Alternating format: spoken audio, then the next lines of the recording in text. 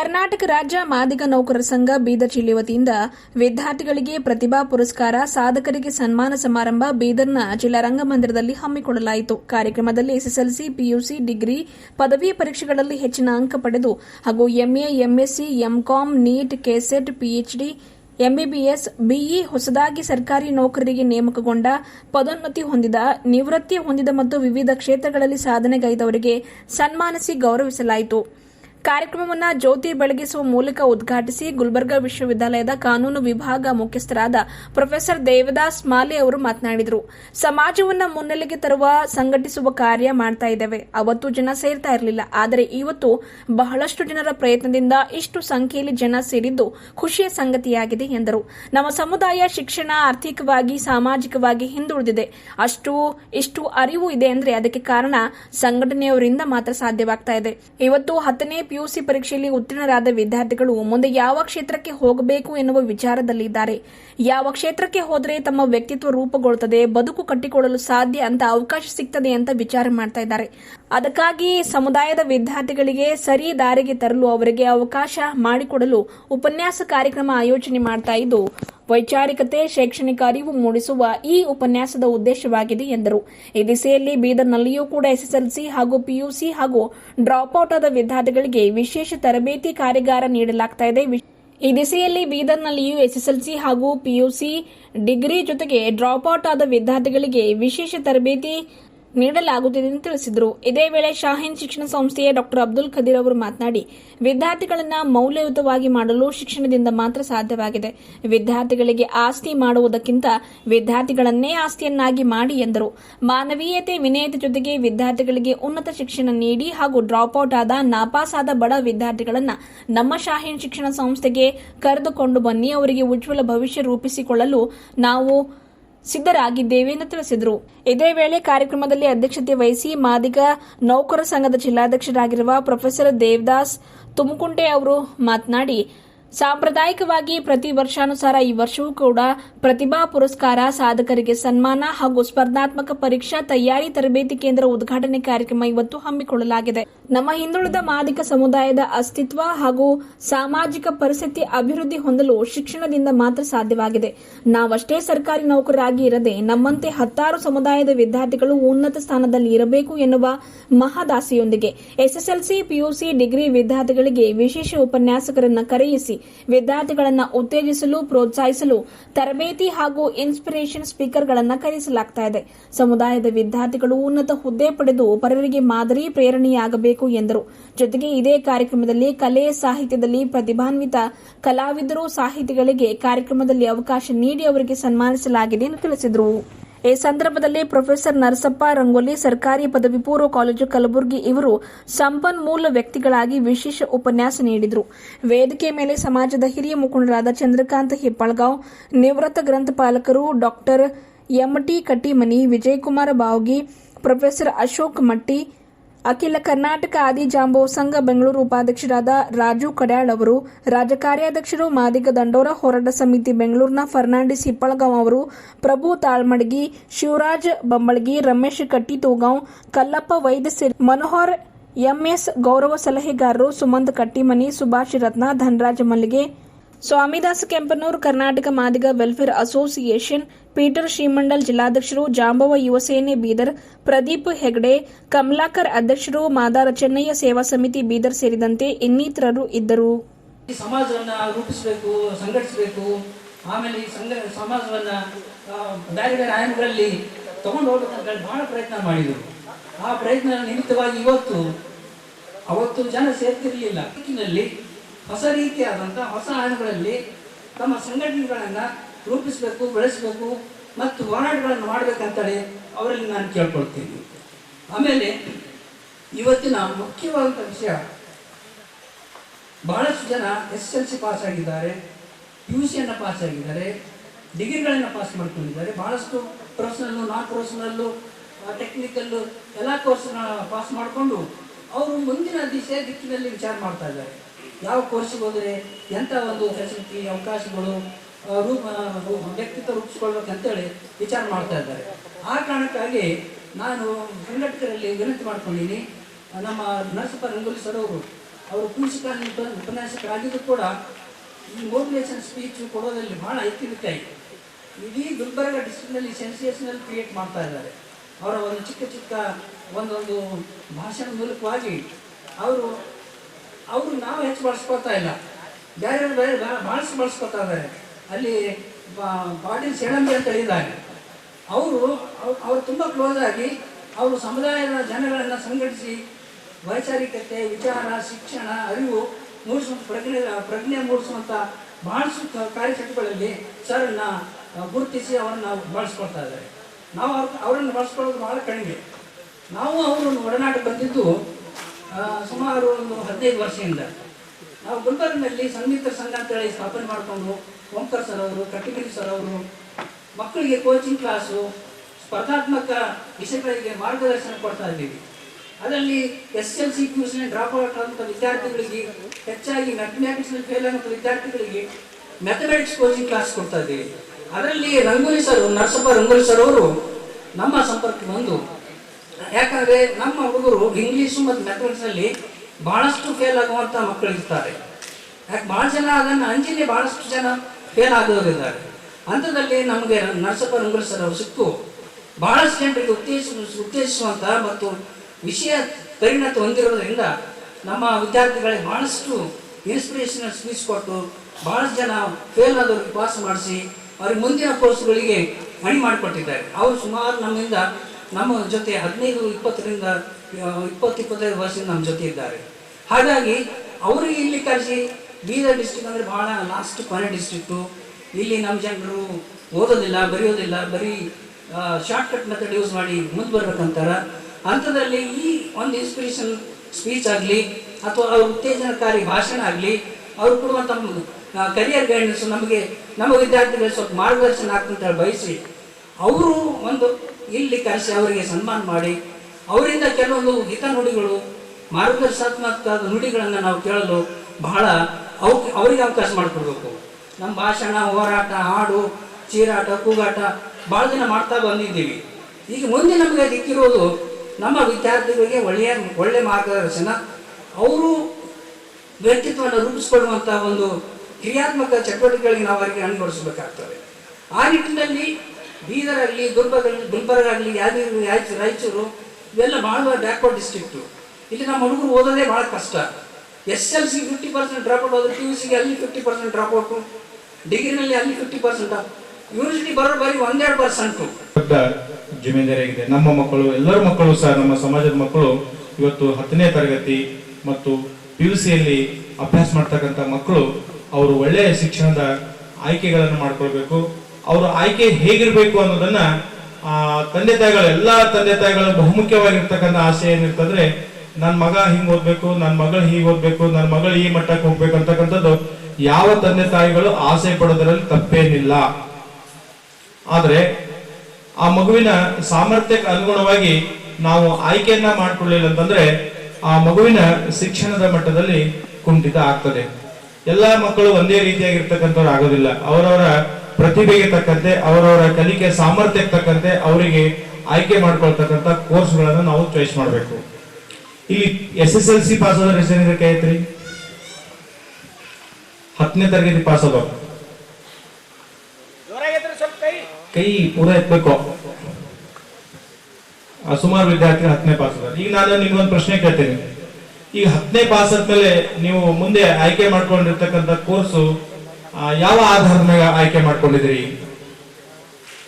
ನಿಮ್ಮ ಅಪ್ಪ ಅಮ್ಮ ಹೇಳ್ಯಾರಂತ ಆಯ್ಕೆ ಮಾಡ್ಕೊಂಡಿದ್ರು, ಅಥವಾ ಶಾಲೆಯಲ್ಲಿ ಕಲಿಸ್ತಕ್ಕಂಥ ಶಿಕ್ಷಕ ಹೇಳ್ಯಾರಂತ ಆಯ್ಕೆ ಮಾಡ್ಕೊಂಡ್ರು, ಅಥವಾ ನಿಮ್ ನೆಂಟರು ಬೇಗ ಅವರು ಮಗಳು ಹಂಗ ಓದಾಳ, ಅವ್ರ ಮಗ ಹಂಗ ಓದಾನ, ಅವ್ರು ಓದಾರಂತ ನನ್ನ ಮಗಳಿಗೆ ಓದಿಸ್ಬೇಕು, ನನ್ನ ಮಗನಿಗೆ ಓದಿಸ್ಬೇಕಂತ ಆ ಇಚ್ಛೆ ಮೇಲೆ ನಾವು ಕೋರ್ಸನ್ನ ಆಯ್ಕೆ ಮಾಡ್ಕೊಂಡಿದೀವೋ?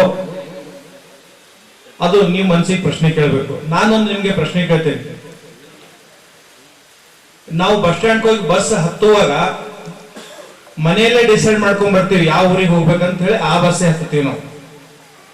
ಹಂಗ ಡಿಸೈಡ್ ಮಾಡ್ಕೊಂಡು ನೀವು ಮನೆಯಲ್ಲೇ ಯಾವ ಊರಿಗೆ ಹೋಗ್ಬೇಕಂತ ಡಿಸೈಡ್ ಮಾಡ್ಕೊಂಡು ಬಂದು ಆ ಊರಿಗೆ, ನಾನು ಹುಮ್ನಾಬಾದ್ಗೆ ಹೋಗ್ಬೇಕಂದ್ರೆ ಹುಮ್ನಾಬಾದ್ಗೆ ಹೋಗೋ ಬಸ್ಸನ್ನ ಹತ್ತಬೇಕಂತ ಡಿಸೈಡ್ ಮಾಡ್ಕೊಂಡ್ರೆ ಕರೆಕ್ಟಾಗಿ ಹುಮ್ನಾಬಾದ್ಗೆ ಹೋಗ್ತೀವಿ. ಈಗ ಸ್ವಲ್ಪ ಜನ ಹೆಂಗಿದೀವಿ ಅಂತಂದ್ರೆ ಬಸ್ ಸ್ಟ್ಯಾಂಡ್ ಹೋದ್ಮೇಲೆ ವಿಚಾರ ಮಾಡೋಣ ಬಸ್ ಯಾವಾಗ ನಿಂತದ ಅದಕ್ಕೆ ಹತ್ತ ಮಂದಿ ವಿಚಾರ ಇರ್ತಾರೆ. ಅಂದ್ರೆ SSLC ಪಾಸ್ ಆದ್ಮೇಲೆ ನೋಡೋಣ ನಾನು ಆರ್ಟ್ಸ್ ಮಾಡಮಿ, ಕಾಮರ್ಸ್ ಮಾಡಮಿ, ಡಿಪ್ಲೊಮಾ ಮಾಡಮಿ, ಸೈನ್ಸ್ ಮಾಡೋಣ, ಬೇರೆ ಬೇರೆ ಪ್ಯಾರಾಮೆಡಿಕಲ್ ಕೋರ್ಸ್ ಮಾಡೋಣ ಅಂತಕ್ಕಂಥದ್ದು.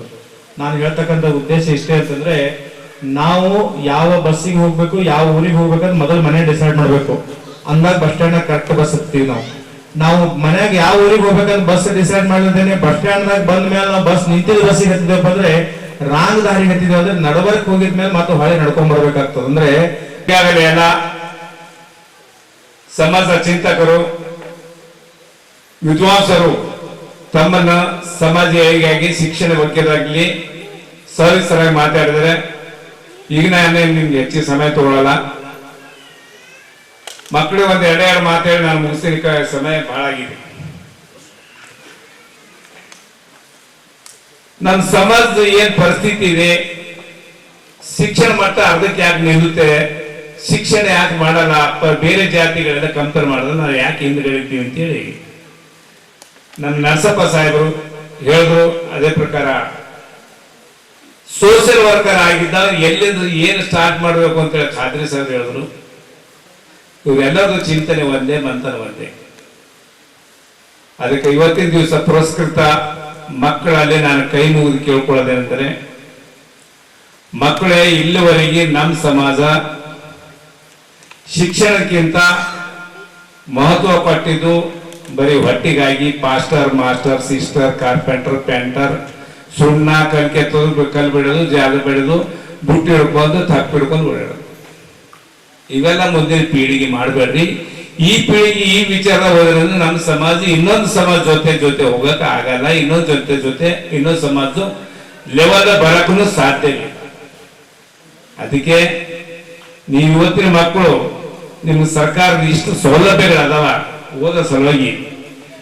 ಒಂದು ಸಾರಿ ನೀವು 5ನೇ ತನಕ ಓದಿ 5ರಿಂದ ಯಾವುದೋ ಸ್ಕೂಲಿಗೆ ಕೋಚಿಂಗ್ ತಗೊಂಡು 6ನೇ ತರಗತಿಯಿಂದ ಇವತ್ತು ಒಂದೊಂದು ಸ್ಕೂಲ್ಗಳ ವ್ಯವಸ್ಥೆ ನೋಡಿದಾಗ, ಈಗ ನಮ್ಮ ಅಧಿಕಾರಿಗಳೆಲ್ಲ ವೇದಿಕೆಯಲ್ಲಿ ಕೂತಾರೆ, ಇವರು ಅವ್ರ ಮಕ್ಕಳು ಕೂಡ ವ್ಯವಸ್ಥೆ ಮಾಡಕ್ ಸಾಧ್ಯ ಇಲ್ಲ ಅಂತ ವ್ಯವಸ್ಥೆಗಳಲ್ಲಿ ಇದೆ.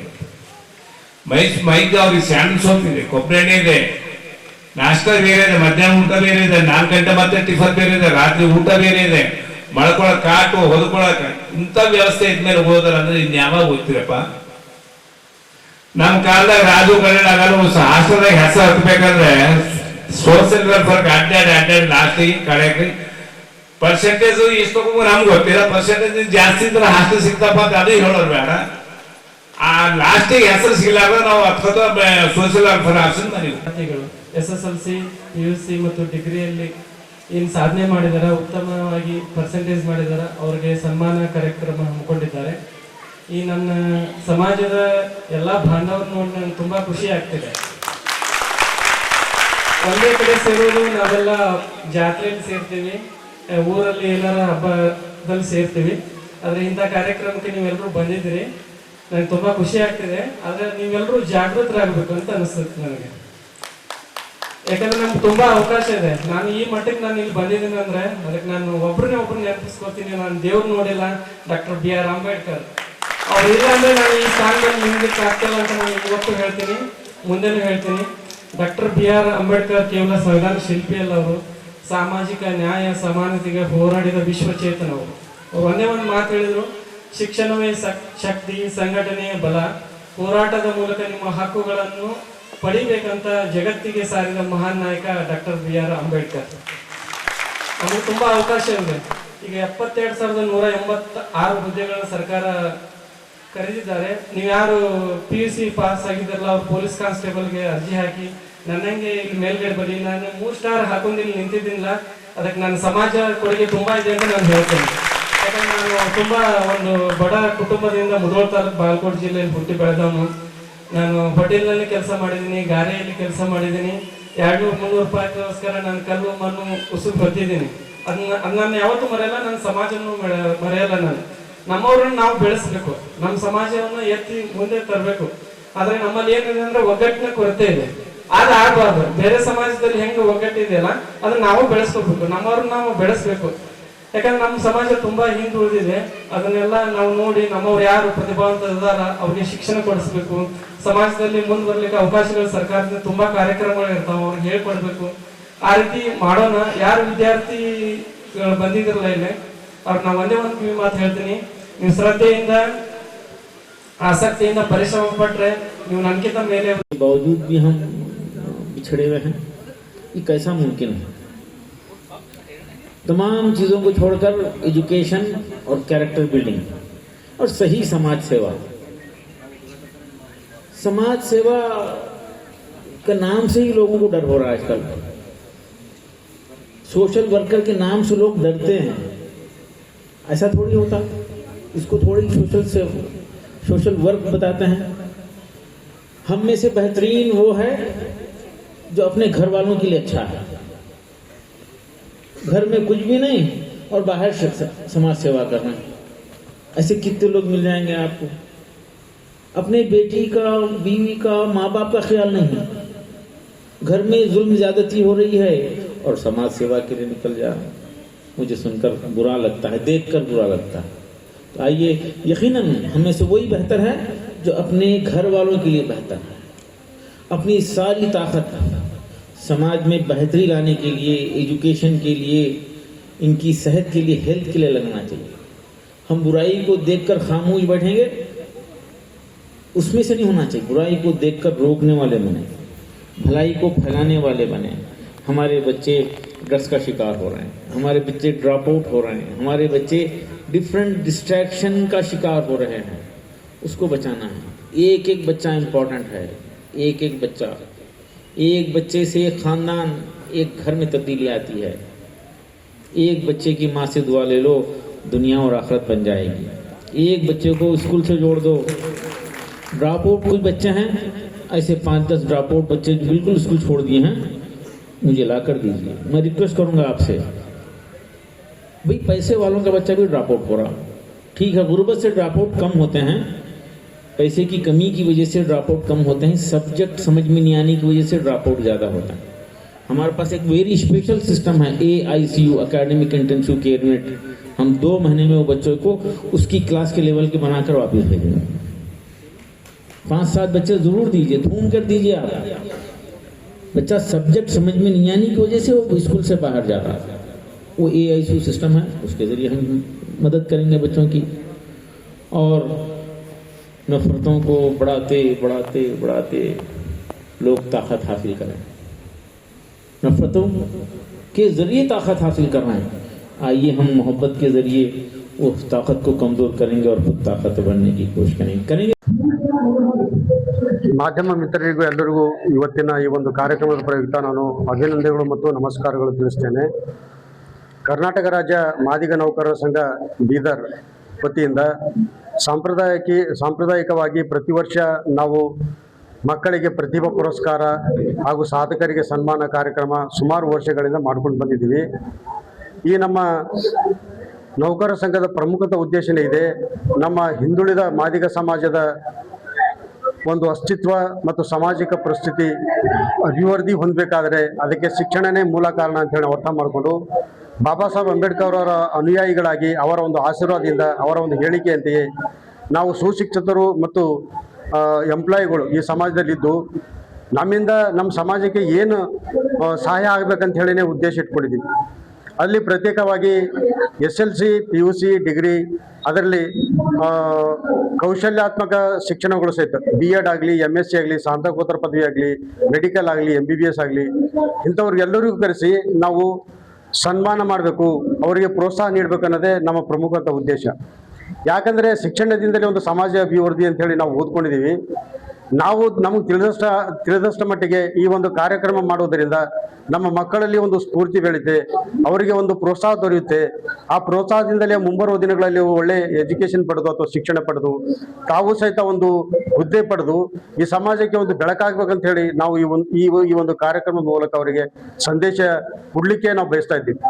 ಜೊತೆಗೆ ನಮ್ಮ ಸಮಾಜದಲ್ಲಿ ಪತ್ರಿಕಾ ವರದಿ ಇರ್ಬೋದು, ಕಲೆ ಇರ್ಬೋದು, ಸಾಹಿತ್ಯ ಇರ್ಬೋದು, ಇಂಥವರಿಗೂ ಸಹಿತ ಈ ಒಂದು ಕಾರ್ಯಕ್ರಮದಲ್ಲಿ ನಾವು ಪ್ರೋತ್ಸಾಹ ಮಾಡ್ಬೇಕಂತೇಳಿ ಒಂದು ಉದ್ದೇಶ ಇಟ್ಕೊಂಡಿದ್ವಿ.